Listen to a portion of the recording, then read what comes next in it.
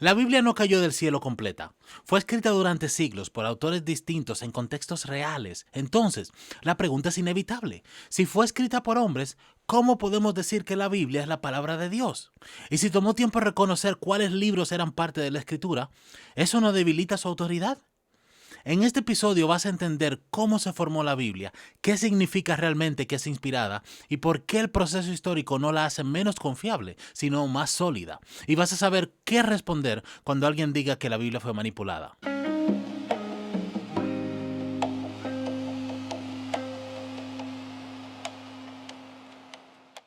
Bienvenido a Simple y Cierto, mi nombre es Héctor Calvo y estoy aquí para ayudarte a entender y aplicar la Biblia sin enredos.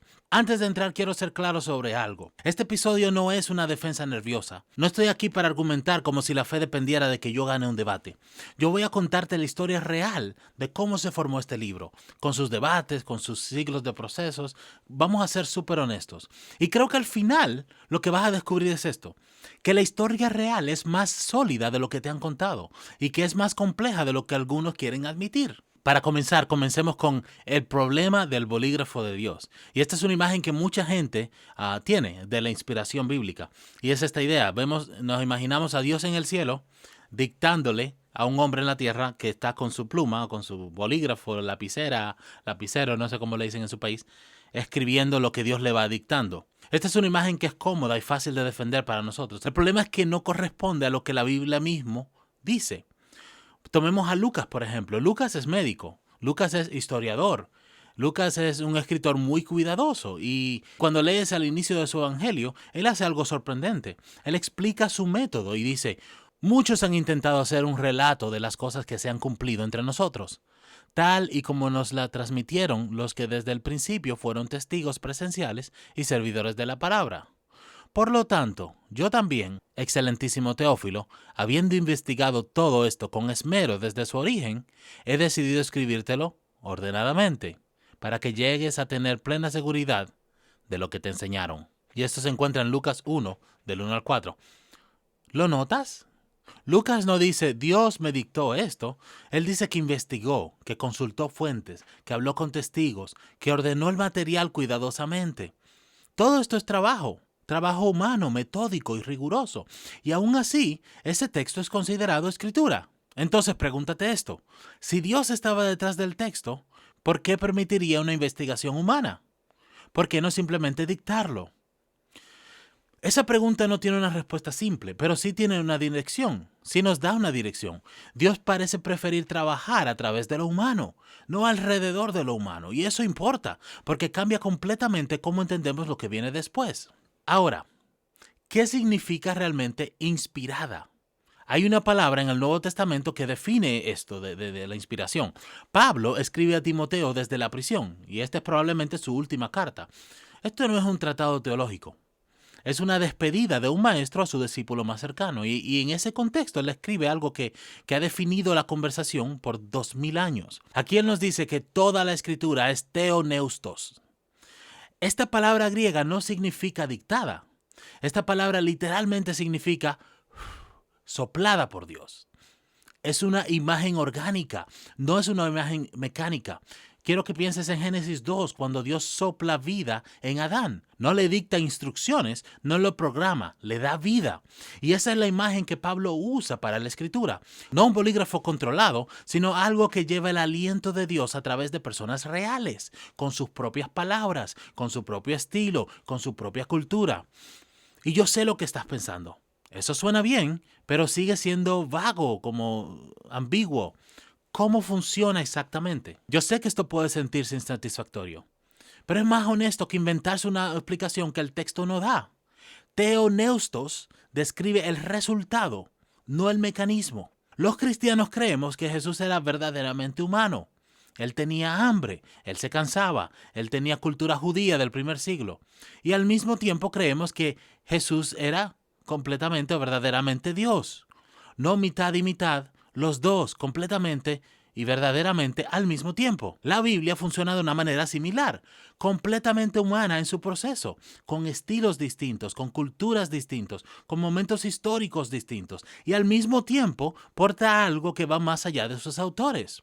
Esto no es una fórmula, es una postura, pero es la postura más honesta con la evidencia. Ahora, ¿cómo se formó el canon?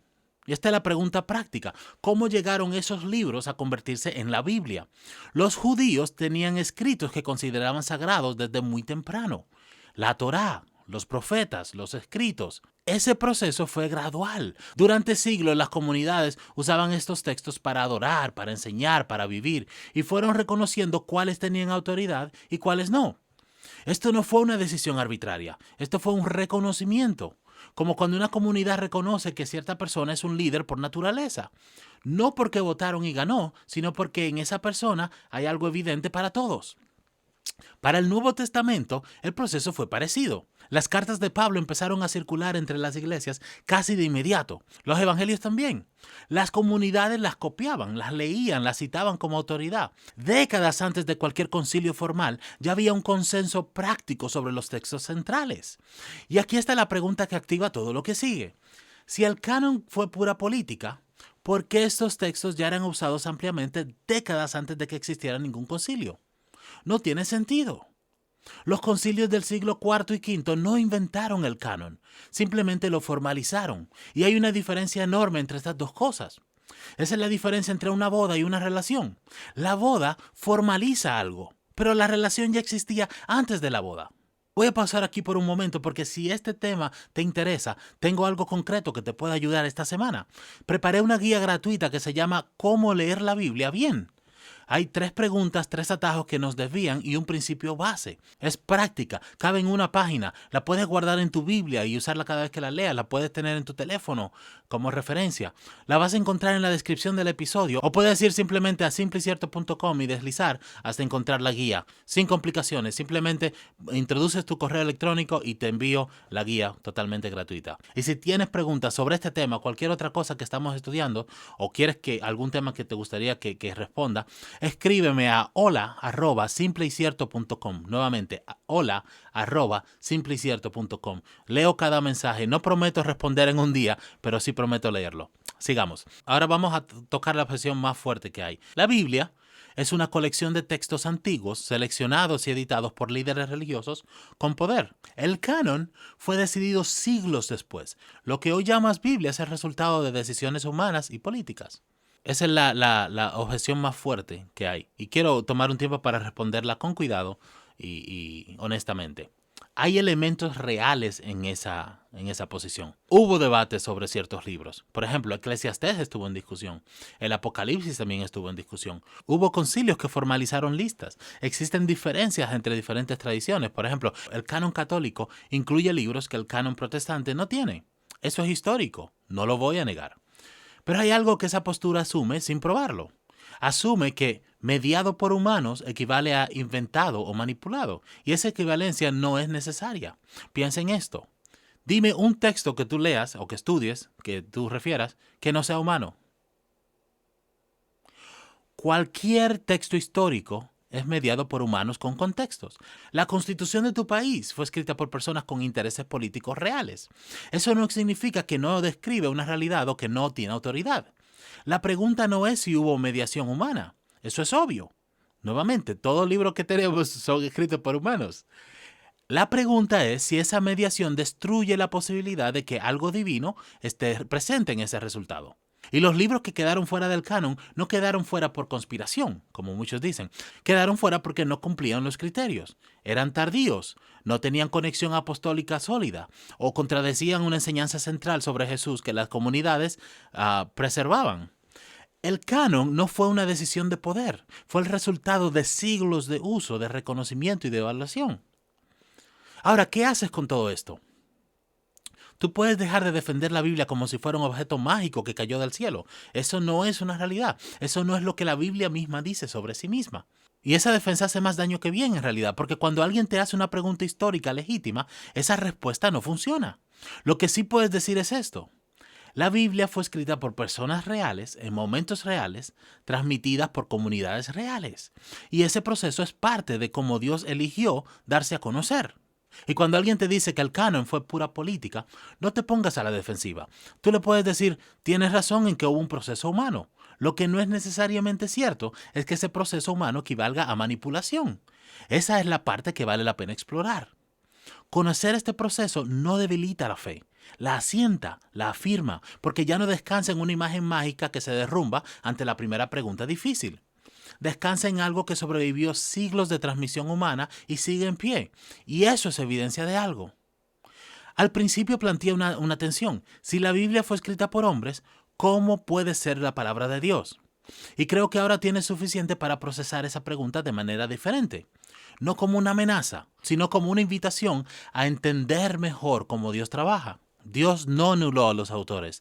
Dios se asoció con los autores. Usó su cultura, su idioma, su estilo, su momento histórico. Y a través de todo eso dijo lo que quería decir.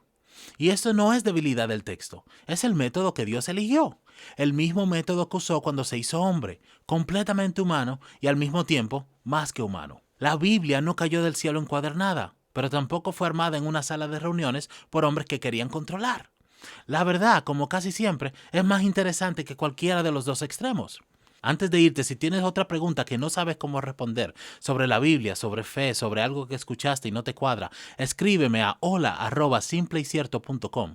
Eso es exactamente el tipo de conversación que quiero tener. Y si todavía no tienes la guía gratuita, búscala en la descripción o en simpleycierto.com. Se llama Cómo leer la Biblia bien. 3 preguntas, una página lista para usar esta semana. Gracias por quedarte hasta el final. Si este episodio te ayudó a pensar con más claridad, compártelo con alguien que te está haciendo preguntas. Esta misma pregunta puede ser exactamente lo que necesitan escuchar. Y recuerda que este episodio es parte de una serie que enseña cómo leer la Biblia. Así que te invito a que veas los demás episodios. Nos vemos la próxima semana. Que Dios te bendiga mucho.